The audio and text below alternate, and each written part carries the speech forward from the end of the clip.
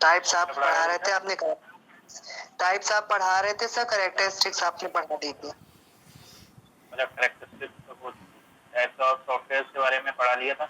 यहाँ तक किसी को बेटा कोई डाउट तो नहीं है सेक्शन नहीं? किसी को कोई डाउट तो नहीं है? सर कंप्लीट नहीं हुए थे sir types of software complete नहीं हुए थे।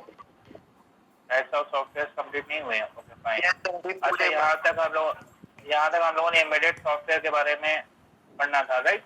Yes sir. सॉफ्टवेयर में एम्बेडेड, ओके। तो एम्बेडेड सॉफ्टवेयर के बारे में अगर हम लोग डिस्कस करें तो यहाँ पर लिखा हुआ है कि embedded software reside in the read only memory and is used to control products and system for the customers and industrial market.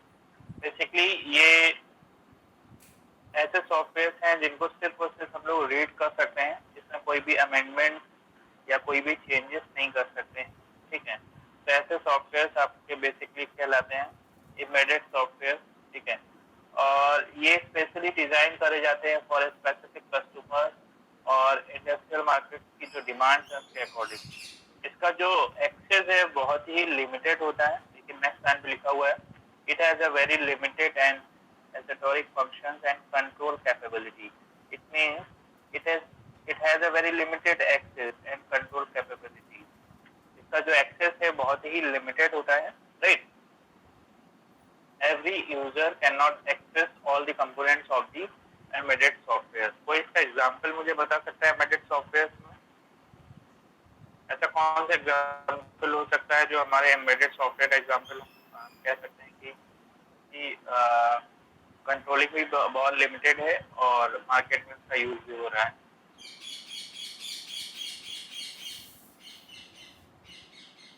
Sir Google Alexa का एग्जांपल, गूगल एलेक्सा की जो कंट्रोलिंग है वो basically sir ATM machine, correct. ATM machine की functionality को हम लोग access करते हैं लेकिन हम उसमें कोई भी चेंजेस नहीं कर सकते हैं, ठीक है। तो वो एम्बेडेड सॉफ्टवेयर है, उसका पूरा कंट्रोल कहीं ना कहीं जिस पर्टिकुलर बैंक का वो एटीएम होता है उसके पास में होता है। सभी यूजर उसको एक्सेस तो कर पा रहे होते हैं लेकिन उसकी फंक्शनैलिटी को ना ही वो चेंज कर सकते हैं, ठीक है। तो मेन कह सकते हैं कि उसकी जो कंट्रोलिंग पावर है वो बेसिकली बैंकिंग सर्वर्स के पास में होती है, जो मेनली बैंक होती है उनके पास में उनकी कंट्रोलिंग होती है, राइट। सेकेंड जो है वो हमारा आर्टिफिशियल इंटेलिजेंस सॉफ्टवेयर होते हैं। आर्टिफिशियल इंटेलिजेंस सॉफ्टवेयर का यूज हम लोग या एआई टेक्निक का यूज हम लोग जो है कॉम्प्लेक्स प्रॉब्लम्स को रिजॉल्व करने के लिए करते हैं। जो भी हमारी कॉम्प्लेक्स प्रॉब्लम्स होती हैं उनको रिजॉल्व करने के लिए हम लोग एआई का यूज करते हैं।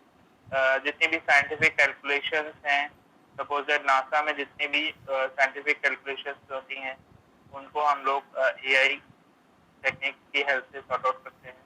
या फिर रॉ एजेंसीज, रॉ के बारे में आप लोगों ने सुना होगा, रॉ एजेंसीज भी बेसिकली एआई टेक्निक या एक्सपर्ट सिस्टम का यूज करते हैं। और वहाँ पर हमारे पास में डिफरेंट पैटर्न्स होते हैं, ठीक है, जो कि एआई टेक्निक से डेवलप किए जाते हैं। जी सर एआई और सर पैरेलल प्रोसेसिंग में डिफरेंस है सर साइंटिफिक में तो पैरेलल प्रोसेसिंग यूज करते हैं ना, एआई थोड़ा ना यूज करते सर। साइंटिफिक में पैरेलल प्रोसेसिंग यूज करते हैं। यस। और पैरेलल प्रोसेसिंग एग्जांपल किसका होता है बेटा? पैरेलल प्रोसेसिंग में बेसिकली करते क्या है सर? जहाँ पे एक प्रोग्राम मल्टीपल वेज में सॉल्व होता है बाय एंड में। अच्छा, ये पैरेलल प्रोसेसिंग का कॉन्सेप्ट है। Are you really aware of parallel processing? Sir please pardon. आपको एग्जैक्टली पता है कि पैरेलल प्रोसेसिंग में क्या होता है? सर अभी जितना सर रीड आउट करा सर, जितना पढ़ाया गया था उस हिसाब से सर मैं बता रहा हूँ कि सर पैरेलल प्रोसेसिंग में सर बैकएंड में पैरेलली काम चलता है। जैसे एक प्रोग्राम दिया तो उसके मल्टीपल सेट्स में चीजें टूटती हैं, सेगमेंट में प्रोग्राम टूटेंगे, वो हर एक अलग अलग पार्ट में काम करेंगे सर। तो साइंटिफिक रिसर्च में सर मल्टीपल कंप्यूटेशन में सर हम लोग यही तो यूज करते हैं। नासा वगैरह भी मल्टी प्रोसेसिंग में रिले हैं सर। एआई तो हमारे आर्टिफिशियल इंटेलिजेंस में रोबोटिक्स में है सर। रोबोटिक्स में है। और जो जितनी भी आपकी रोबोटिक्स में कॉम्प्लेक्स प्रॉब्लम्स नहीं होती हैं क्या? रोबोटिक्स को हम डिजाइन कैसे करते हैं? लॉजिकली बेसिस पे ना। रोबोटिक्स में भी बहुत सारी ऐसी कॉम्प्लेक्स प्रॉब्लम्स आती हैं जिनको रिजॉल्व करने के लिए हमें एआई टेक्निक का यूज करना पड़ता है। I know sir, but sir आप कह रहे थे कि सर नासा में तो सर मल्टी प्रोग्रामिंग और सर वहाँ पे तो हेक्सागन, पेंटागन प्रोग्राम्स यूज होते हैं sir. I am just saying that कि जैसे कि नासा में बहुत सारी ऐसी साइंटिफिक प्रॉब्लम्स हैं जिनको सॉल्व करने के लिए हम लोग बेसिकली एआई टेक्निक का यूज करते हैं। आपने रोबोटिक का जो एग्जांपल दिया वो सही है। बेसिकली वहां पर भी क्या हो रहा है, उनको एआई टेक्निक की हेल्प से ही तो हमने रोबोटिक को डिजाइन किया, और रोबोटिक को डिजाइन करने में कहीं ना कहीं हमको बहुत सारे लॉजिक का यूज करना पड़ा होगा, बहुत सारी कॉम्प्लेक्स प्रॉब्लम्स का यूज करना पड़ा होगा, राइट। अब आई एम नॉट सेइंग कि नासा में एआई टेक्निक कंप्लीटली यूज करी जाती है। I am just saying that कि जो वहां पर साइंटिफिक कैलकुलेशंस होती हैं, राइट, वहां पर माइनरली या मेजरली कभी कदार हम लोग क्या यूज करते हैं, एआई टेक्निक का यूज कर लेते हैं वहां पर, राइट। नासा में जितने भी एक्सपर्ट सिस्टम्स लगे हुए हैं, ठीक है, आपको उसके बारे में अभी अवेयरनेस नहीं है, बहुत सारे ऐसे एक्सपर्ट सिस्टम्स लगे हुए हैं जहां पर एआई टेक्निक बहुत मेजरली यूज करी जा रही है, राइट। तो हम ये कह सकते हैं कि वहां पर कॉम्प्लेक्स प्रॉब्लम्स को रिजॉल्व करने के लिए, पैटर्न्स को रिकॉग्नाइज करने के लिए एआई टेक्निक बेसिकली है क्या, कुछ पता है आपको इसके बारे में? एआई टेक्निक का यूज क्यों करते हैं हम लोग? सर आर्टिफिशियल इंटेलिजेंस है, जैसे कि ह्यूमन रिलेट कर सके, इमोशन, वर्डिंग और हमारी को फीलिंग्स को जैसे प्रीफर कर सके, क्योंकि बेसिकली कंप्यूटर में फीलिंग्स नहीं होती हैं, इसलिए एआई को डेवलप करा गया कि जैसे कि हमारे वो न्यूरॉन्स को सर्व करे, नर्व सेल से काम करे सर। बेटा जो एआई टेक्निक है वो बेसिकली बहुत सारी अप्रोचेस में यूज करा जाता है, ठीक है, आपने जो पढ़ा है वो सही है, लेकिन अभी मेनली तो सर ह्यूमन से रिलेट करने के लिए एआई बना था सर। बहुत सारी टेक्निक्स में एआई का यूज किया जाता है। अभी थोड़ा सा अभी आपको और पढ़ना है। क्या नाम है बेटा आपका? सर शिवांकित गुप्ता। शिवांकित, अभी थोड़ा सा इसके बारे में और अवेयर हुई है। एआई टेक्निक बहुत एक्चुअली सर मैं थोड़ा पढ़ता रहता हूँ ना नासा के बारे में सर, मैं रीड आउट कर रहा था तभी मैं आपसे बता रहा हूँ। एआई का सर फॉर्मेशन इसीलिए करा गया क्योंकि पहले सर आईबीएम यूज होता था, आईबीएम में ह्यूमन रिलेट नहीं कर पा रहा था सर, तो इसलिए एआई का यूज हुआ। अभी जो कायरा चल रही है वो वुमेन है सर, उसके ऊपर यूज हो रहा है सर। तो मेरी बात जो आप पढ़ रहे हो, मे बी हो सकता है आर्टिकल आपके पास में जो हो जेन्युइन हो, send me those articles. Yes sir, and I am just saying that कि कॉम्प्लेक्स प्रॉब्लम का sir I just send you, right, complex problem में हम लोग एआई टेक्निक्स का यूज भी करते हैं, ठीक है। AI technique is a very broad concept. आप पढ़ रहे हो बहुत लिमिटेड वर्जन में, limited conceptual, may be possible है कि आपके आर्टिकल्स जो हो वो जेन्युइन हो। सर बेसिकली मैं हो सकता है कि सर नासा की वो ऑटोबायोग्राफी चलती है सर, उन लोगों का सिस्टम चलता है। Shivankit, I am not discussing about the NASA, कि नासा क्या कर रहा है। इट्स माय सिंपल एग्जांपल कि एक नासा में बेसिकली जो साइंटिफिक कैलकुलेशंस होती हैं उनमें हम लोग एआई टेक्निक का कभी कभी यूज करते हैं। आई am not discussing about the technologies, वो कौन सी टेक्नोलॉजीज यूज कर रहे हैं या नासा में क्या चीजें हो रही हैं। So I know you are saying that what is, but I'm clarifying my source where I do study, sir. Yes, sir. I understand, Shivankit. It's just a simple example, right? Don't be relate with NASA technologies. वो क्या use कर रहे हैं? क्योंकि NASA का अपना एक बहुत बड़ा broad area है, ठीक है? Yes, sir. I know they have many systems, many co-systems. Right. है ना? अब कुछ ऐसे systems होते हैं, कुछ ऐसी recognitions भी हैं जिसमें हम लोग एआई टेक्निक्स का यूज करते हैं, ठीक है। वो बहुत सारी ऐसी टेक्निक्स का यूज करते हैं जिसके बारे में मैं क्या, इवन आप तो बहुत अभी बहुत स्मॉल लेवल पर चीजों को अंडरस्टैंड कर रहे हो। हम लोग भी पढ़ते रहते हैं, ऐसा नहीं है कि आप ही पढ़ते हो और आपको सारी नॉलेज। मैं आपको ये नहीं कह रहा सर, एक्चुअली में क्या सर, छोटे से ही तो सर बड़ा होता था, तो सर छोटे बड़े आर्टिकल होता है, बड़ा रीड आउट कर रहा है ना, that's why I am telling ना। इसीलिए तो मैं आपको बता रहा हूँ कि बेटा जो एआई टेक्निक है वो अपने आप में बहुत बड़ा ब्रॉड कॉन्सेप्ट है। एआई टेक्निक पैटर्न रिकॉग्नाइजेशन में भी यूज होता है, ठीक है। एआई टेक्निक आपकी क्रिप्टोग्राफी में भी यूज करा जाता है। आपको इसके बारे में अवेयरनेस है? सर ज्योग्राफी में भी यूज होता है। ये सर थोड़ा थोड़ा है सर, ज्यादा नहीं बोल तो रहा हूँ मैं सर। ज्योग्राफी में, क्लाइमेटिक कंडीशन में भी है सर। वही मैं कह रहा हूँ ना। और हमारा जो सिस्टम आर्किटेक्चर बना हुआ है, जो हम लोग लास्ट उसमें पढ़ के आए, वहां पर भी एआई टेक्निक का बहुत यूज किया गया है सर। मगर जो हम लोगों का सिलेबस में आर्किटेक्चर है सर, उसमें एआई कहीं नहीं यूज करा गया है। जो सर अपडेटेड है, अपग्रेडेड है, वहां पे एआई यूज करा गया है सर। बेटा आप मुझे नहीं पता कि आपको वहां तक इंफॉर्मेशन प्रोवाइड करी गई कि नहीं करी। सर आप ही पढ़ा रहे थे सर आर्किटेक्चर। हाँ, तो एआई टेक्निक का यूज भी मैंने आपको बताया होगा कि कुछ साइंटिफिक, जब मैंने अगर आपको आरआईएससी और सीआईएससी पढ़ाया होगा, तो वहाँ पर मैंने आपको बताया होगा कि कॉम्प्लेक्स एप्लीकेशन CISC में बताया होगा complex system complex instruction set है ना, तो उसमें मैंने आपको बताया होगा कि AI का यूज किया जाता है। सर पैरेलल प्रोसेसिंग का सर बात हुई थी सर वहाँ पे, तो सर पैरेलल प्रोसेसिंग तभी तो मैं सर आपसे बात कर रहा था कि ज्यादा पैरेलल प्रोसेसिंग के बारे में बताया गया था। हाँ, RISC बताया गया था उसमें। तो RISC क्या है, CISC क्या है, कॉम्प्लेक्स इंस्ट्रक्शन सेट कंप्यूटर्स ही तो है, राइट। अब कॉम्प्लेक्स इंस्ट्रक्शन सेट कंप्यूटर्स को में कई बार क्या होता है कि हम अपनी प्रॉब्लम्स को पैरेलल प्रोसेसिंग की हेल्प से भी रिजॉल्व कर पाते हैं, ठीक है। वहाँ भाई हम पार्ट्स में उसको डिवाइड कर देते हैं छोटे छोटे, है ना। उसके बाद में फिर जो है कहीं कहीं पर जो है कुछ ऐसी कॉम्प्लेक्स प्रॉब्लम्स होती हैं। मैंने नासा का जिक्र इसलिए किया क्योंकि बेसिकली जो कॉम्प्लेक्सिटी का जो लेवल है ना, वो हम लोग नहीं यूज कर पाते हैं। कॉम्प्लेक्सिटी का जो लेवल है वो साइंटिफिकली नासा के ही रिसर्च सेंटर पर ही होता है। वहां पर बेसिकली हम अंडरस्टैंड कर पाते हैं कि कॉम्प्लेक्सिटी का जो मीनिंग है वो है क्या, ठीक है सर।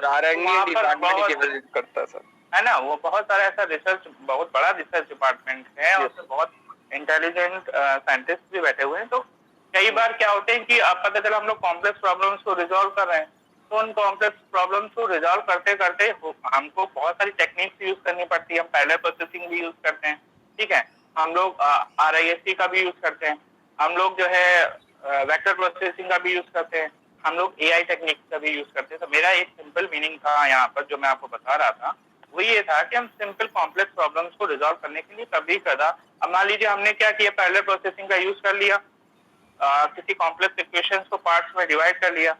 पार्ट्स में डिवाइड करना है, it's a part of parallel processing, ठीक है। लेकिन आप उस पार्ट्स को जब हम सॉल्व करने बैठे तो कुछ ऐसा पैटर्न मिला जहां पर हमें जो है AI टेक्निक का यूज करना पड़ा। तो क्या हम लोग नहीं यूज करेंगे? ऑब्वियस सी बात है कि हम लोग यूज करेंगे ना। जहां जिस पैटर्न की, जहां जिस टेक्निक के हमें रिक्वायरमेंट्स है, हम उसको यूज करेंगे, ठीक है। It's just simple example. तभी मैं आपसे बोल रहा था, ये just simple example.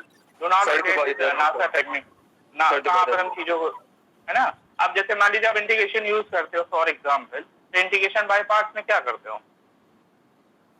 Have you any idea? वहाँ पार्ट्स में ही तो हम डिवाइड करते हैं, दो अलग अलग पार्ट्स में हमने डिवाइड कर दिया इंटीग्रेशन, तो I1 और I2 को, और दोनों को कंबाइन कर लिया, राइट। अब उसको, उस प्रॉब्लम I1 और I2 को सॉल्व करने के लिए हम कितने पैटर्न, कितनी लॉजिक्स लगाएंगे या कौन सी टेक्निक लगाएंगे, ये पैरेलल प्रोसेसिंग थोड़ी ना बताएगी हमें। पैरेलल प्रोसेसिंग ने तो ये हमें कहा कि अगर कोई कॉम्प्लेक्स प्रॉब्लम आ गई तो भाई उसको डिवाइड कर दो 2 पार्ट्स में या 3 पार्ट्स में, जैसे ही डिवाइड करने की रिक्वायरमेंट। लेकिन अब उस पार्ट्स को अगर मैं रिजॉल्व करना है, उसकी कॉम्प्लेक्सिटी को रिड्यूस करना है, तो उसके लिए कौन से हम लोग यूज करेंगे, कौन से मेथड्स यूज करेंगे, ये पैरेलल प्रोसेसिंग थोड़ी ना डिफाइन कर रही है। ये तो जो साइंटिस्ट उस प्रॉब्लम्स को रिजॉल्व कर रहा है वो देखेगा ना कि हम किस पैटर्न्स के थ्रू मिनिमम कॉस्ट पर और मैक्सिमम बेनिफिट दे दें, right mister Shivankit? Yes sir, right. तो बेसिकली बेटा देखो, जो कॉन्सेप्ट है, जो टेक्नोलॉजीज हैं, वो बहुत ब्रॉड हैं। हम किसी एक लिमिटेड सोर्स के थ्रू नहीं अंडरस्टैंड कर सकते। यहाँ पर एक सिंपल एग्जांपल था कि AI का भाई हम लोग, अब जैसे मान लीजिए हमने यहाँ पे देखिए स्लाइड में लिखा हुआ पैटर्न रिकॉग्नाइजेशन। अब पैटर्न रिकॉग्नाइजेशन कई अप्रोचेस के साथ में होता है, राइट। अब पैटर्न के बारे में बताइए क्या जानते हैं? पैटर्न रिकॉग्नाइजेशन का मीनिंग क्या हुआ?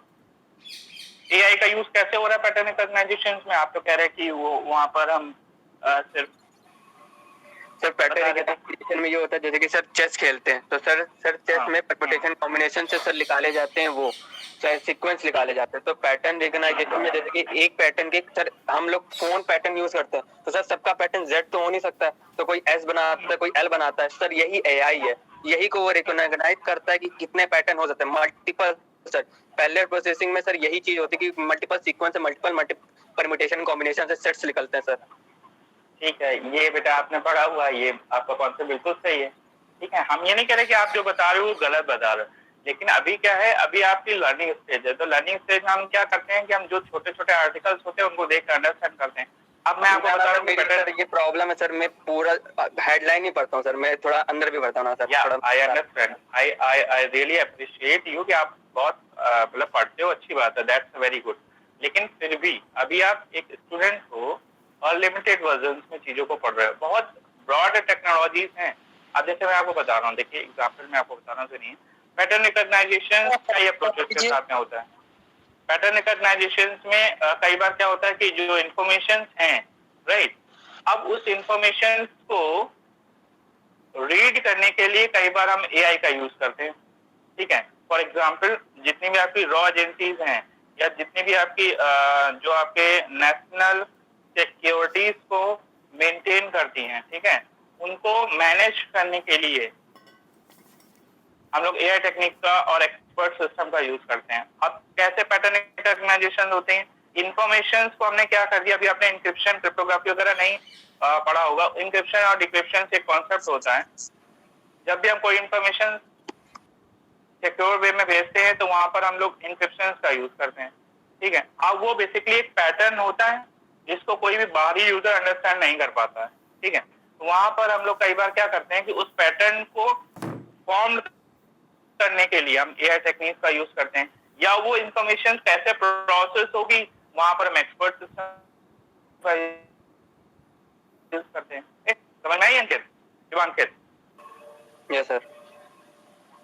फाइन। वैसे बेटा बहुत सारी व्यूज हैं, अच्छी बात है, और चीजों को पहले ध्यान से सुनो। अगर कंफ्यूजन लगता है तो definitely I will resolve you, I am here for you. But the thing is that do not relate with the other things with SE. ठीक है, SE it's a very different one. यहाँ पर हम technologies के बारे में understand कर रहे हैं, डेवलपमेंट सॉफ्टवेयर की बात कर रहे हैं, ना कि बाकी की अदर टेक्नोलॉजीज के बारे में, ठीक है। ये आर्टिफिशियल इंटेलिजेंस सॉफ्टवेयर की बात हो रही है। तो एआई सॉफ्टवेयर बेसिकली हमारा जैसे एक्सपर्ट सिस्टम हो गया। अब पैटर्न रिकॉग्नाइजेशन के लिए भी अब वो पैटर्न जो हमारा बन के आ रहा है डिफरेंट प्लेसेस से, उस पैटर्न को रिकॉग्नाइज करने के लिए यानी कि अंडरस्टैंड करने के लिए हमने एआई सॉफ्टवेयर लगा रखे हैं, ठीक है, जो उस पैटर्न को अंडरस्टैंड कर पाते हैं कि वो पैटर्न किस वे में आ रहा है हमारे पास में, राइट। बाकी सबको समझ में आ रही बात? यस और no? Section E? Yes sir. Yes sir. Next one is internet software. Internet software हमारे बहुत सारे जो प्रोग्राम्स आपके कंप्यूटर सिस्टम्स रन करते हैं, लाइक सर्च इंजन हो गया आपका, या आपका इंटरनेट रिलेटेड सॉफ्टवेयर है, राइट। ब्राउजर हो गए, ई कॉमर्स पोर्टल्स हो गए, ठीक है, ऑथरिंग टूल्स हो गए। ऑथरिंग टूल्स में क्या आ सकता है, कोई बताएगा मुझे?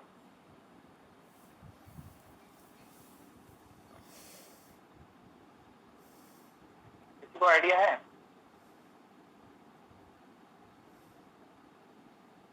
एनीवन? क्लास में सीआर एंड डीआई नहीं आए? क्लास में सीआर एंड डीआई नहीं है भाई? No sir. चलिए, कोई इश्यू नहीं है। ई कॉमर्स सॉफ्टवेयर होंगे, ऑथरिंग टूल्स होते हैं बेसिकली हमारे जो ब्राउजर्स के ऊपर बहुत सारे ऐसे कॉन्सेप्ट होते हैं जो हमें पर्टिकुलर वेबसाइट को या पर्टिकुलर यूआरएल को अपने डेस्कटॉप पर रन करने के लिए परमिशन अप्लाई करते हैं। जैसे ही आप पर्टिकुलर यूआरएल को ओपन करते हो तो वो आपसे परमिशन मांगता है कि आप उसको ऑथराइजेशन दे रहे हो ओपन होने के लिए या फिर नहीं दे रहे हो। तो ये ऑथरिंग टूल्स के थ्रू होता है, ठीक है। बात करते हैं software tools and case environment की। तो software tools and case environment में बेसिकली हमारे पास में बहुत सारे ऐसे प्रोग्राम और सॉफ्टवेयर है, ठीक है। सॉफ्टवेयर टूल्स बेसिकली क्या होते हैं, जिनके थ्रू उस पर्टिकुलर सॉफ्टवेयर को हम लोग प्रॉपर रीड कर पाते हैं या अंडरस्टैंड कर पाते हैं, ठीक है, या फिर उनको हम प्रॉपर चेक कर पाते हैं, ठीक है, जिसको हम बेसिकली सॉफ्टवेयर टूल्स हम लोग यूज करते हैं जब हम अपने सॉफ्टवेयर को डेवलप कर चुके होते हैं। तो जब हम टेस्टिंग प्रोसेस को अप्लाई करते हैं तो टेस्टिंग प्रोसेस में हम लोग बेसिकली सॉफ्टवेयर टूल्स में यूज करते हैं, ठीक है। टेस्टिंग प्रोसेस में सॉफ्टवेयर टूल्स का यूज करते हैं। केस एनवायरनमेंट क्या है? केस एनवायरनमेंट का मतलब कि जब हम टेस्टिंग प्रोसेस करते हैं तो वहां पर बेसिकली बहुत सारे केसेस बनाते हैं कि हम उस सॉफ्टवेयर को या उस पर्टिकुलर एप्लीकेशन को कैसे रन कराएंगे, राइट। तो सॉफ्टवेयर को रन कराने के लिए हम कई सारे केसेस लगाते हैं, जैसे अल्फा केस टेस्टिंग के ही ये प्रोसेस है, अल्फा टेस्टिंग, बीटा टेस्टिंग, ठीक है। तो उस टेस्टिंग को परफॉर्म करने के लिए केस एनवायरनमेंट की रिक्वायरमेंट होती है। भाई हम केस बना लिया, हम इस पर्टिकुलर सॉफ्टवेयर को इस वे से चेक करेंगे, तो वहाँ पर केस 1, केस 2, केस 3 इस तरीके से टेस्ट केसेस बनाए जाते हैं। That process is known as a case environment और software tool. Is that clear to everyone? सभी को समझ में आ रहा है? Yes sir, yes. हर आदर्श यस सर। समझ में आ रहा है बेटा? Yes sir. फाइन। आगे वाली स्लाइड में मूव करते हैं। नेक्स्ट वाली स्लाइड में यहाँ पर देखिए मैंने डेफिनेशन दे रखी हैं, सभी लोग उसको जरा एक बार रीड करिए, जल्दी से तीनों पॉइंट्स रीड करिए और मुझे बताइए कि इस तीनों पॉइंट्स में क्या डिफाइन किया गया है। सेक्शन ई से बहुत कम रिस्पांस कर रहे हैं भाई, जितना ज्यादा से ज्यादा आप लोग रिस्पांस करेंगे आपके इंटरनल मार्किंग उसी के अकॉर्डिंग होगी, क्योंकि जो लास्ट ईयर का रिजल्ट है वो आपका प्रमोट होगा on the basis of your class behaviour. आप कितना अच्छे से बिहेव करते हो, कितना कोऑपरेट करते हो, ये सारी चीजें नोटिफाई होंगे। Everyone inter relate with the class. अब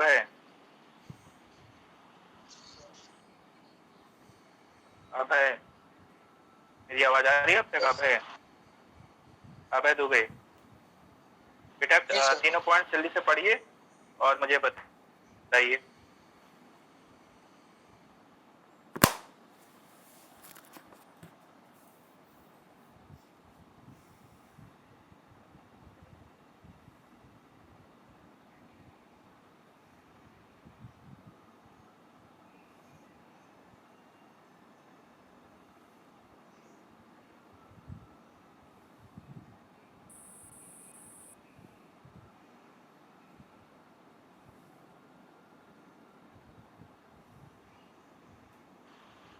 जी सर, वॉइस नहीं आ रही क्लियर। आप हाँ बेटा बताइए। सर वॉइस नहीं आ रही, क्या कह रहे हैं सर? आदर्श तिवारी बताएं। मैं ये कह रहा था कि ये जो तीनों पॉइंट मैंने लिखे हैं स्लाइड पर, तीनों को जल्दी से पढ़िए और मुझे डिफाइन करिए। Yes sir. और कोई भी बेटा क्लास बीच में लेफ्ट नहीं किया करो। Systematic approach to analysis, design, implementation and maintenance of software. Sir software engineering के द्वारा हम इसका सिस्टम की डिजाइन, एनालिसिस, इम्प्लीमेंटेशन और मेंटेनेंस करते हैं। और कोई बताएगा? शिवांकित फर्स्ट लाइन क्या है बेटा?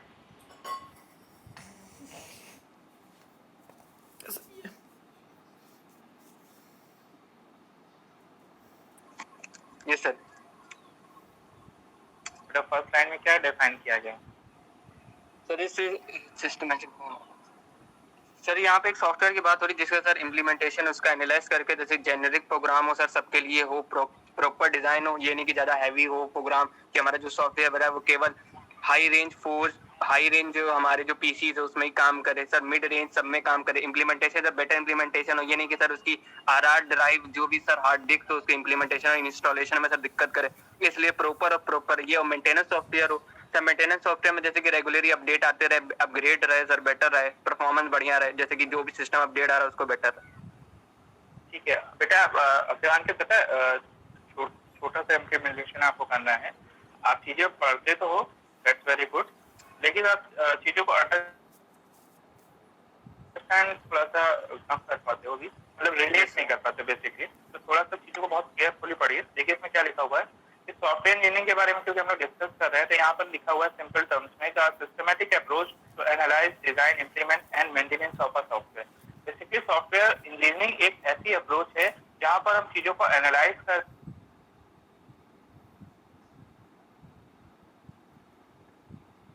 मेंटेनेंस करके प्रोवाइड करते हैं अपने पर्टिकुलर सॉफ्टवेयर। सर आपकी वॉइस कट हो गई थी बीच में।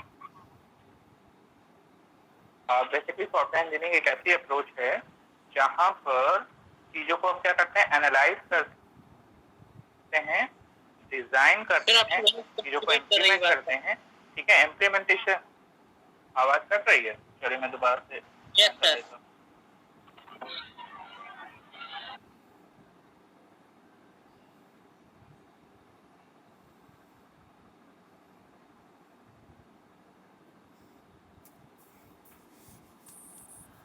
देखिए अब आवाज आ रही है सभी के पास में? यस सर आ रही है। फाइन, ओके जी। इसमें बेटा ये बताया गया कि सॉफ्टवेयर इंजीनियरिंग एक ऐसी अप्रोच है जहाँ पर हम चीजों को एनालाइज करते हैं, डिजाइन करते हैं, इम्प्लीमेंट करते हैं और बाद में जब इम्प्लीमेंटेशन हो जाता है यहाँ पर एक फेज और होता है, मैंने आपको बताया था, that is the testing phase. ठीक है, आफ्टर टेस्टिंग जब हम चीजों को कस्टमर के पास में सेंड करते हैं, then we will provide maintenance of a particular software. Suppose that for example अगर कोई भी कस्टमर किसी भी सॉफ्टवेयर को डिजाइन बनवाना चाहता है तो पहले सबसे पहला जो प्रोसेस होता है वो क्या होता है? एनालिसिस प्रोसेस होता है। यानी एनालिसिस प्रोसेस का मतलब क्या होता है कि जहां पर हम पर्टिकुलर सॉफ्टवेयर, जो भी क्लाइंट जो भी सॉफ्टवेयर बनवाना चाहता है, जो भी एप्लीकेशन बनवाना चाहता है, उस एप्लीकेशन उस पर्टिकुलर सॉफ्टवेयर की रिक्वायरमेंट्स क्या है, वो क्लाइंट या वो कस्टमर उस सॉफ्टवेयर को क्यों बनवाना चाहता है, इन सारी चीजों को हम लोग लेते हैं, उसको प्रॉपर एनालिसिस करते हैं। आफ्टर एनालिसिस, सभी को सुनाई दे रहे हैं सारे प्रोसेस जो मैं बता रहा हूँ? यस और no? Yes sir. Fine, yes sir. यहाँ पर एनालिसिस करने के बाद में जो नेक्स्ट प्रोसेस होता है that is the designing process. ठीक है, आफ्टर एनालिसिस नेक्स्ट प्रोसेस हमारा होता है डिजाइनिंग की। जो भी चीजें हमने कस्टमर से ली है, जो भी अंडरस्टैंड किया है कि हमें क्या बनाना है, जब ये हमें पता चल गया तो हम उसका डिजाइन पैटर्न बनाते हैं। ठीक है, जब हमने उसका डिजाइन कंप्लीट कर लिया तो हम उसके पीछे क्या करते हैं? बैकएंड करते हैं। बैकएंड का मतलब होता है उस पर्टिकुलर सॉफ्टवेयर का कोड बनाना, जिसको हम इम्प्लीमेंटेशन, डेवलपमेंट भी बोलते हैं। क्लियर हो रहा है? ये 3 पॉइंट समझ में आया सभी को? सबसे पहला पॉइंट क्या है बेटा? जल्दी से बताइए, पहला पॉइंट क्या है? Sir analysis. एनालिसिस में हम लोग क्या करते हैं? सर यूजर की डिमांड को देखते हैं कि यूजर की क्या क्या रिक्वायरमेंट्स है। राइट भाई, जब तक हमें ये सही से नहीं पता चलेगा कि किसी भी कस्टमर, किसी भी जो भी आपका क्लाइंट है, उसकी रिक्वायरमेंट क्या है, वो सॉफ्टवेयर क्यों बिल्ड करना चाहता है, तब तक हम डिजाइन फेज नहीं बना सकते। राइट, जब हमें उस पर्टिकुलर कस्टमर की डिमांड पता चल गई तब हम डिजाइन फेज बनाएंगे। आफ्टर डिजाइनिंग ये सारे फेजेस कॉन्टिन्यूसली वर्कआउट करते हैं और एक के बाद एक ही वर्कआउट होंगे। अभी मैं बताऊंगा क्यों। जब हमने डिजाइन कर लिया तो हम उसका डेवलपमेंट करते हैं या फिर इम्प्लीमेंट करते हैं। इम्प्लीमेंटेशन का मतलब होता है डेवलपमेंट करना, चीजों को जो हमने डिजाइन बनाया उसके बैकएंड का कोड लिखना। ठीक है, कोड लिखने के बाद में एक लाइन, एक यहाँ पर छूट गया है, कॉमा लगा के लिख लीजिएगा, टेस्टिंग। भाई हमने चीजों को डेवलप कर लिया तो हम उसकी क्या करते हैं? टेस्टिंग करते हैं। जो अभी हमने ऊपर बताया था software tool and test cases, बताया था कि नहीं बताया था? Yes sir. ठीक है, तो टेस्ट केसेस का मतलब होता है कि वहां पर हम जो भी इम्प्लीमेंट चीजें कर रहे हैं, जो डेवलप कर रहे हैं, उनको प्रॉपरली जज करें कि क्या वो वाकई में सही से वर्कआउट कर रहे हैं या नहीं कर रहे हैं। ठीक है, जब हम इम्प्लीमेंटेशन कर चुके होते हैं तो after that we will provide maintenance. भाई हमने टेस्टिंग करने के बाद में कस्टमर को दे दिया, कस्टमर उसको यूज कर रहा है। अब अगर उसको कोई प्रॉब्लम आती है या हमें कोई भी उस पर्टिकुलर सॉफ्टवेयर में कुछ भी चीजें अपडेट करनी होती हैं, then we will provide a maintenance of a particular software, and all these approaches combined together to form a what? क्या फॉर्म कर? Software engineering. Software engineering. Is that clear to everyone? Yes sir. Yes sir. तो ये पूरी process हमारा जो है वो हमारा सॉफ्टवेयर इंजीनियरिंग कहलाता है, जो हम लोग पढ़ रहे हैं। राइट, अब यहाँ पर क्या कह रहा है नेक्स्ट लाइन पे? The systematic application of a tools and techniques for development. जी, अब अक्षय बताइए सर। बट टेस्टिंग तो एक इनर प्रोसेस हो गया ना, तो उसे राइट करना या मतलब ऐसे दिखाना तो कोई जरूरी नहीं है। अगर हम लोग नहीं इम्प्लीमेंट कर रहे हैं कोई सॉफ्टवेयर तो ऑलरेडी उसकी टेस्टिंग हो चुकी होगी। इम्प्लीमेंट कर चुके नहीं, इम्प्लीमेंट करने के बाद जो रन टाइम पे जो हम लोग टेस्टिंग करते हैं। देखो मैं इसका एग्जांपल देता हूँ। सपोज दैट आप मोबाइल मैन्युफैक्चर करते हैं, ठीक है, तो मोबाइल मैन्युफैक्चर करने के लिए बेसिकली कंपनी में किसी ना किसी ने तो, या ये इसको ऐसे समझ लो, मान लीजिए आप एक मेडिकल स्टोर चलाते हो, ठीक है, आप मेडिकल स्टोर चलाते हो तो आपको हर मंथ की रिपोर्ट चाहिए कि आपने कितना आपके पास में स्टॉक है और कितना आप सेल कर रहे हो, राइट? अक्षय, समझ में आ रही बात? Yes sir. तो एज ए सर ये भी तो हो सकता है सर। अक्षय, मुझे आंसर करने दीजिए शिवांग से, उसके बाद मैं आपका क्वेश्चन सुनूंगा। तो आप क्या करोगे, आपने किसी कंपनी को बोला कि मुझे भाई एक ऐसा सॉफ्टवेयर बना के दो जहां पर मुझे हर मंथ की रिपोर्ट मिलती रहे कि हमने कितना सेल किया, कितना परचेज किया, राइट अक्षय? तो ये हो गया हमारा एनालिसिस प्रोसेस हो गया, ठीक है।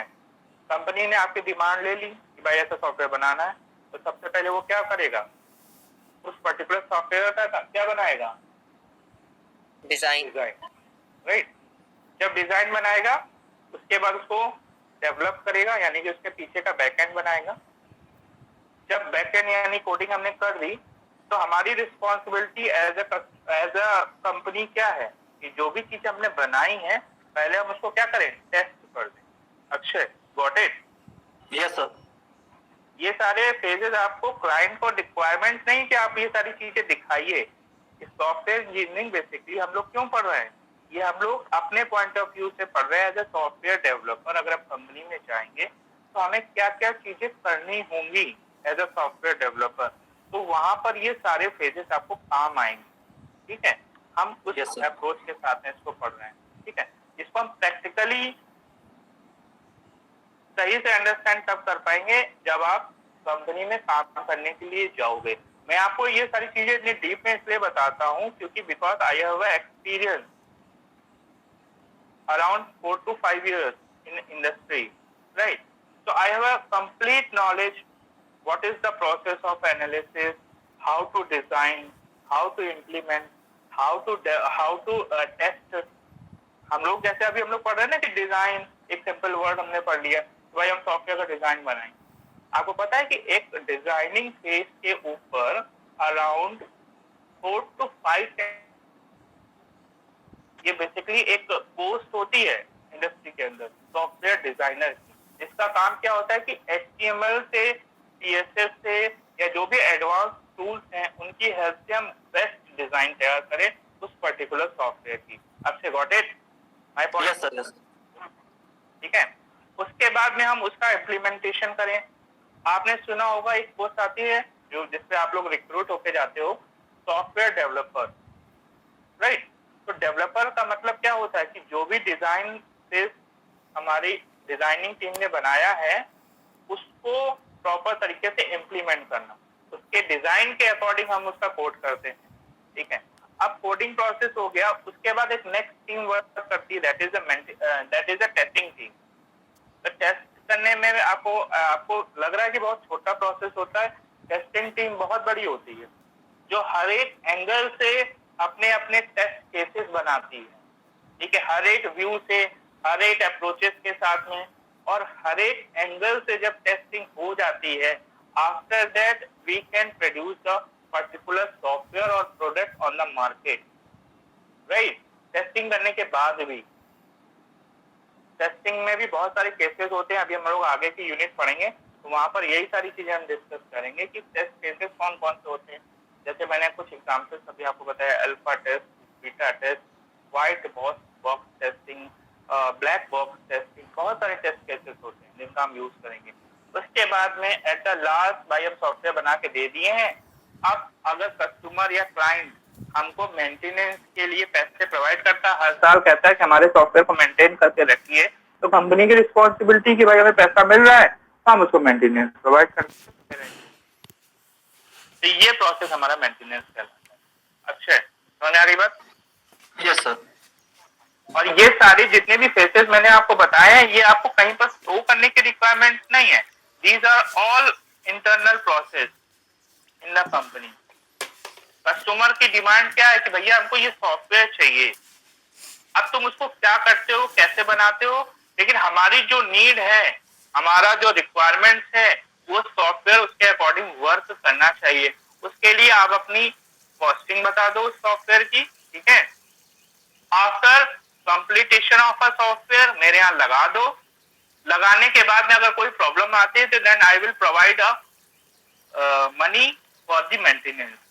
ठीक है, आपने सुना होगा कि 1 साल का कंपनी कोई भी प्रोडक्ट आप परचेज करते हो तो उसके लिए कंपनी आपको 1 साल की वारंटी पीरियड देती है कि भाई 1 साल में अगर कोई प्रॉब्लम आएगी तो हम आपको मेंटेनेंस प्रोवाइड करेंगे, जो हर कंपनी करती है। लेकिन अगर आप उससे ज्यादा करवाना चाहते हो तो क्या आप उसके लिए एक्स्ट्रा पे करते हो कि नहीं करते हो? आपसे बताओ। Yes sir. करते हो ना? तो वही प्रोसेस हमारा मेंटेनेंस प्रोसेस कहलाता है। आई थिंक समझ में आ गया होगा सभी को। Yes sir. Yes sir. Shivankit आप कुछ बता रहे थे, अब आप बताइए। मैंने अपना कंप्लीट कर लिया। कुछ रहे थे या बता रहे थे? बताइए। नथिंग सर, कुछ नहीं, सब क्लियर हो गया सर। क्लियर हो गया ना? क्लियर हो जाएगा, डोंट वरी बेटा। धीरे धीरे चीजें पढ़ोगे, अंडरस्टैंड करोगे। मैंने बताया ना, बहुत बड़ा कॉन्सेप्ट है ये, बहुत लिमिटेड सोर्सेज नहीं है, बहुत बड़े बड़े कॉन्सेप्ट है। जब बेसिकली ये सारी चीजें एक्सप्लेन करने के लिए you have a complete practical knowledge.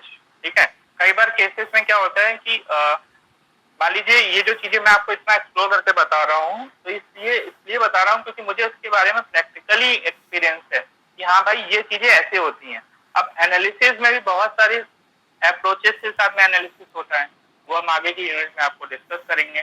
Designing में भी बहुत सारे अप्रोचेस के साथ हम डिजाइन करते हैं। इम्प्लीमेंटेशन में भी, डेवलपमेंट केसेस में आपको क्या लगता है कि development it's a very easy task. आप सी की प्रोग्रामिंग करते हो तो आपको कैसा लगता है? इट्स अ डिफिकल्ट ना। तो समझिए कि एक छोटा सॉफ्टवेयर बनाने में ऑलरेडी बहुत डिफिकल्ट होगा, और जो एमएनसीज होती है वो किसी छोटे मोटे सॉफ्टवेयर पर ही है। जैसे मैंने अभी आपको बताया कि ये मेडिकल स्टोर वाला सॉफ्टवेयर, ये छोटे मोटे सॉफ्टवेयर पर तो नहीं वर्कआउट करती।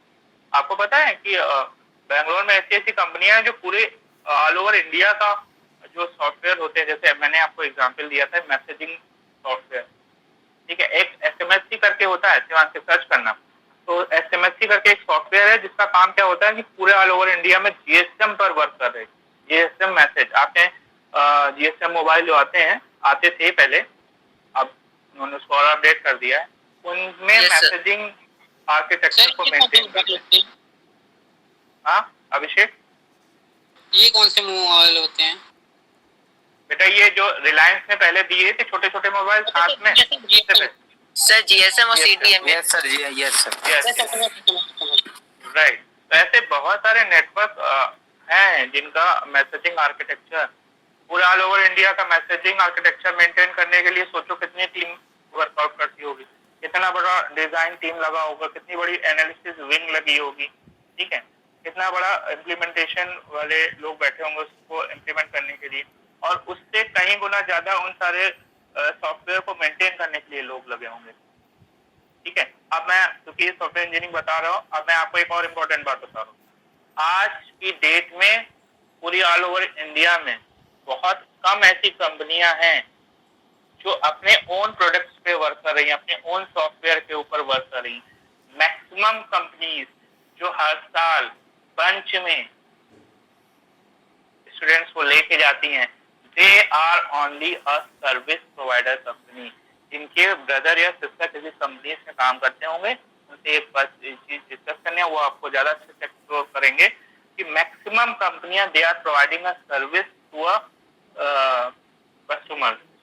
जो बाहर विदेशों में जो कंपनियां हैं वहां पर जो सॉफ्टवेयर लगे हुए हैं उनको मेंटेनेंस प्रोवाइड करने के लिए we are approaching to the student जो यहाँ पर बैठ के इंडिया में बैठ के सिर्फ मेंटेनेंस प्रोवाइड करेंगे। जितनी भी इस तरीके की कंपनियां, they are a service provider.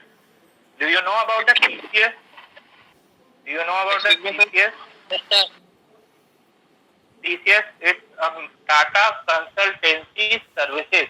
It means these are providing a service to a particular software. वो में भी हो सकता है कि इनका बना हुआ TCS का कोई छोटा सॉफ्टवेयर हो, या फिर बाहर के देशों के बहुत सारे ऐसे सॉफ्टवेयर होते हैं जिनके लिए ये वर्कआउट कर रहे हैं। ठीक है अमन? यस सर जो एमएनसीज होती हैं वो भी सर्विस बेस्ड होती हैं कि प्रोडक्ट बेस्ड होती है सर? बेटा ये डिपेंड करता है। जैसे IBM के बारे में आपने सुना होगा सर, इंटरनेशनल बिजनेस मशीन, है ना? IBM बेसिकली अपना एक प्रोडक्ट इन्होंने डेवलप किया है S4 S6, एडवांटेज, तुम्हारे लिए अच्छी इंफॉर्मेशन दे रहे हैं, सर्च करना S4 S6, ठीक है। ये सर न्यू सॉफ्टवेयर है सर, है ना, ये IBM का मेन फ्रेम सॉफ्टवेयर है, राइट। और IBM मेन फ्रेम सॉफ्टवेयर के लिए वर्क करती है। ये एक ऐसी कंपनी है जो अपने प्रोडक्ट पे वर्क करती है। बेटा ये जो दिल्ली एनसीआर में कंपनीज हैं उनमें से ये मान के चलिए, अगर हम रेशियो एक छोटा सा एवरेज रेशियो आपको बताएं एग्जांपल के तौर पर, तो 100 में से 70 कंपनीज ऐसी हैं जो सर्विस प्रोवाइडर्स हैं एंड 30 कंपनीज ऐसी हैं जो अपने ओन प्रोडक्ट पे वर्क कर रहे हैं, ठीक है। ऐसा नहीं है कि नहीं है, हम ये नहीं कह रहे हैं, 30% है जो अपने ओन से काम कर रहे हैं और उनका इंटरव्यू प्रोसेस बहुत डिफिकल्ट होता है। वो 5 से 6 प्रोसेस के नीचे कभी भी इंटरव्यू नहीं लेती हैं, ठीक है। और उनका जो इंटरव्यू होता है वो कोर होता है, लाइक सी, जावा या फिर डेटा स्ट्रक्चर। आप लोग जो पढ़ के आए हो डेटा स्ट्रक्चर, 5 से 6 नाम का एक कंपनी है निगेरो करके, मैं आपको बता रहा हूँ क्योंकि का पार्ट है, सारी चीजें डिस्कस करना आपको थोड़ा सा अवेयर करना जरूरी है। निगेरो एक कंपनी है, उसमें सिर्फ डेटा स्ट्रक्चर और सी पर इंटरव्यू होता है और मिनिमम सैलरी स्टार्टिंग उसकी 6 लाख से है, ठीक है।